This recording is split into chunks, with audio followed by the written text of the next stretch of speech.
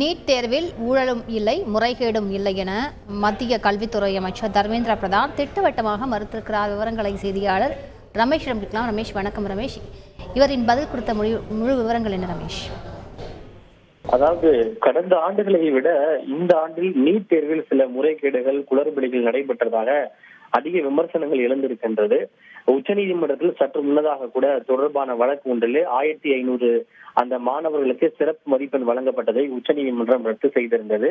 இந்த நிலையில் கல்வி அமைச்சராக இன்று மீண்டும் பொறுப்பேற்றுக் கொண்டார் தர்மேந்திர பிரதான். அப்போது நீட் தேர்வு தொடர்பான அந்த குளறுபடிகள் குறித்த செய்தியாளர்கள் கேள்விக்கு பதிலளித்த அவர், நீட் தேர்வில் எந்த விதமான ஊழலும் இல்லை, முறைகேடுகளும் நடைபெறவில்லை, வினாத்தாள் கசிவும் நடைபெறவில்லை என்று அவர் திட்டவட்டமாக மறுப்பு தெரிவித்திருக்கின்றார். மேலும் இந்த உச்சநீதிமன்றத்தில் நடைபெற்று வருகின்ற வழக்கை பொறுத்தவரை இது 1500 மாணவர்கள் தொடர்புடையது. நீதிமன்றத்தில் பதிலளிப்பதற்கு அரசு தயாராக இருக்கிறது. இந்த குறிப்பிட்ட பிரச்சனையை கருத்தில் கொண்டு கல்வியாளர்கள் அடங்கிய குழு ஒன்று அமைக்கப்பட்டுள்ளது. இதனை நீதிமன்றத்தில் அரசு முன்வைக்கும் என்று தெரிவித்திருக்கிறார்.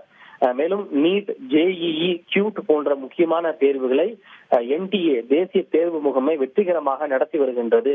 எனவே இதற்கு பொறுப்பானவர்களின் மீது நிச்சயம் நடவடிக்கை எடுப்போம் என்று தர்மேந்திர பிரதான் அவர்கள் தெரிவித்திருக்கிறார். குறிப்பாக இதனுடைய பின்னணி என்று நாம் என்ன என்று பார்த்தோமேனால், பொதுவாக நீட் தேர்வில் சரியாக அளிக்கும் ஒவ்வொரு கேள்விக்கும் 5 மதிப்பெண்கள் வழங்கப்படும். அப்படி அனைத்து கேள்விகளுக்கும் சரியான விடையளித்தால் 720 மதிப்பெண்கள் கிடைக்கும். ஆனால் ஒரு கேள்விக்கு தவறான விடை அளித்தால் 4 மதிப்பெண்கள் மைனஸ் மார்க், மொத்தம் 5 மதிப்பெண்கள் கழிக்கப்படும். அப்படி பார்த்தால் ஒரு தவறான ஒரு கேள்விக்கு பதிலளித்திருந்தாரே 715 மதிப்பெண்கள் தான் கிடைக்கும். ஆனால் இந்த ஆண்டு பல மாணவர்கள் 719, 718 என அதிக அளவிலான மதிப்பெண்களை பெற்றது குழப்பத்தை ஏற்படுத்தியது. இது குறித்து விசாரித்த போது சில குறிப்பிட்ட மாணவர்களுக்கு கூடுதல் கருணை மதிப்பெண்கள் வழங்கப்பட்டது பெரும் சர்ச்சையை ஏற்படுத்தியிருந்தது.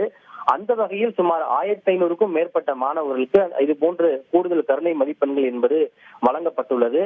இது குறித்து விளக்கம் அளித்த தேசிய தேர்வு முகமையானது சில குறிப்பிட்ட காரணங்களில் ஏதேனும் காலதாமதம் ஏற்பட்டால் அவர்களுக்கு கருணை மதிப்பெண்கள் வழங்க வேண்டும் என்று கூறப்பட்டுள்ளது. எனவே அதற்காக விண்ணப்பித்தவர்களுக்கு மட்டும் இந்த கருணை மதிப்பெண்கள் வழங்கப்பட்டுள்ளது என்று விளக்கம் அளித்திருந்தது. இதனை எதிர்த்து உச்சநீதிமன்றத்தில் தொடரப்பட்ட வழக்கில் தான் சற்று முன்னதாக உச்சநீதிமன்றம் அந்த 1500 பேருக்கு வழங்கப்பட்ட கருணை மதிப்பெண்களை ரத்து செய்து மீண்டும் அந்த நீட் தேர்வை நடத்த உத்தரவிட்டிருக்கிறது. இந்த நிலையில் தான் தர்மேந்திர பிரதான் இத்தகைய விளக்கத்தை அளித்துள்ளார். விவரங்களுக்கு நன்றி ரமேஷ்.